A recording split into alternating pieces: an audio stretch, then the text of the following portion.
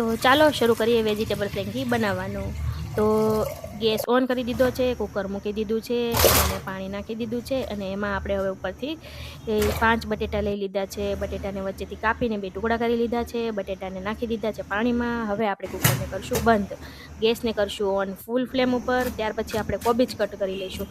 કોબીજને આપણે આવી રીતે પતલી પતલી સ્લાઇસીસમાં કાપીશું. મારે એકદમ પતલી થઈ નથી બીકોઝ કે મારી પાસે ચાકુ સારું નહોતું.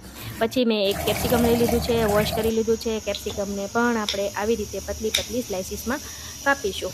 કેપ્સિકમ કપાઈ જાય પછી આપણે કાપવાનો છે ઓનિયન. ઓનિયનને પણ એકદમ પતલી પતલી સ્લાઇસીસમાં કાપવાનું રહેશે. જ્યારે આપણું ઓનિયન કપાઈ જાય પછી હવે આપણે કાપીશું લીલા મરચાં. મેં અહીં 2 લીલા મરચાં લીધા છે. પછી લીંબુના 2 ફાડા કરી લઈશું. એક કાથરોટની અંદર મેં મીઠું, પાણી, તેલ અને લીલા ધાણા નાખી દીધા છે. લીલા ધાણા નાખવાથી સ્વાદ બહુ સરસ આવે છે.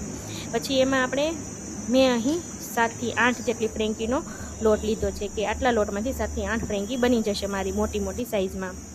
હવે એ લોટને આપણે જરૂર પ્રમાણેનું પાણી એડ કરી લઈશું અને લોટને બરાબર ગૂંથીને એકઠો કરી લઈશું. હવે આપણે બટેટા બફાઈ ગયા છે, કુકર નીચે ઉતારી લીધું અને બટેટાને હવે ખોલી લઈશું. બટેટા થોડી વાર ઠંડા થઈ જાય પછી હવે આપણે બટેટાને ફોલી લઈશું. બટેટા છે ખૂબ ગરમ એટલે હું એમ ધીમે ધીમે ફોલી રહી છું.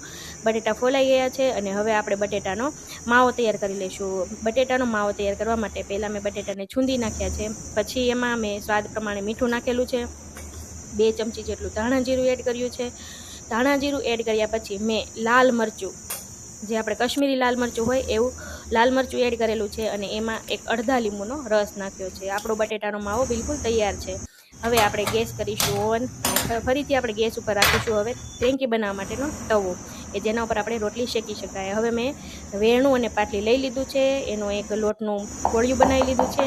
આવી રીતે પતલી પતલી મોટી રોટલી બનાવીશું. મેં અહીં ઘઉંનો લોટ લીધો છે. મેંદાનો લોટ મેં યુઝ કર્યો નથી. ઘઉંનો લોટ વધારે સારો હોય એટલા માટે મેં ઘઉંનો લીધો છે. હવે આપણી રોટલી બની ગઈ છે ફૂલ સાઇઝમાં તૈયાર. એને આપણે તવા ઉપર નાખી દઈશું. એને આપણે બંને સાઈડ શેકી લઈશું. જરૂર પ્રમાણેનું તેલ એડ કરીશું કે રોટલી બરાબર શેકાઈ જાય, સોફ્ટ રહે. આપણી રોટલી બરાબર શેકાઈ ગઈ છે. જેવી રોટલી શેકાય એટલે આપણે એની ઓછી શેકાયેલી સાઈડ હોય એને નીચે રાખીશું અને વધારે શેકાયેલી સાઈડ હોય એને ઉપર રાખીશું. એના ઉપર મેં અહીંયા ટોમેટો કેચઅપ અને ત્યાર પછી શેઝવાન સોસ લીધેલો છે, શેઝવાન ચટણી. એને પણ સ્વાદ અનુસાર શેઝવાન ચટણી તીખી સ્પાઇસી આવે છે તો એને થોડી ઓછી મેં રાખી છે.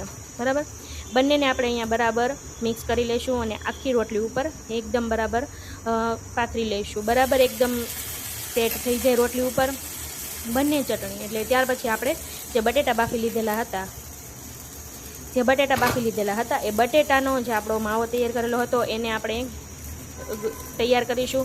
એને તૈયાર કરીને આપણે રોટલી ઉપર સેટ કરી દઈશું. એને બરાબર રોટલી ઉપર વચ્ચે મૂકી દીધો છે અને હવે ત્યાર પછી આપણે રોટલી ઉપર બટેટાનો માવો સેટ કરી અને ત્યાર પછી હવે આપણે જે લીલું કોબીજ, કેપ્સિકમ અને કાંદા સમારેલા હતા તો આપણે એમાં પહેલાં એડ કરીશું કોબીજ, પછી કાંદા નાખીશું અને કેપ્સિકમ ઓછું નાખીશું. એડ કર્યા પછી આપણે એની ઉપરથી નાખવાનો છે ચાટ મસાલો, જેનાથી સ્વાદ ખાટો મસ્ત આવશે. બધું એડ થઈ ગયું છે. હવે આપણે ફ્રેન્કીને ફોલ્ડ કરી લઈશું. આપણી ફ્રેન્કી રેડી થઈ ગઈ છે. તો ફ્રેન્કીને ફોલ્ડ કરી લીધી છે અને આપણી ફ્રેન્કીને હવે આપણે નીચે ઉતારી લઈશું. નીચે ઉતારી ફ્રેન્કીને આપણે એક ડીશમાં સર્વ કરી દઈશું અને આપણે એના 2 પીસ કરી લઈશું. ફ્રેન્કીના 2 ટુકડા કરી લીધા છે અને તમે જોઈ શકો છો આપણી ફ્રેન્કી ખૂબ સરસ એવી અને મસ્ત સ્વાદિષ્ટ રેડી થઈ ગઈ છે. તો હું તમને ટેસ્ટ કરીને બતાવીશ કે આપણી ફ્રેન્કી કેવી બની છે. તો સ્વાદમાં ખૂબ જ સરસ અને મસ્ત ફ્રેન્કી બની છે. એકવાર જરૂરથી બનાવજો. Thank you.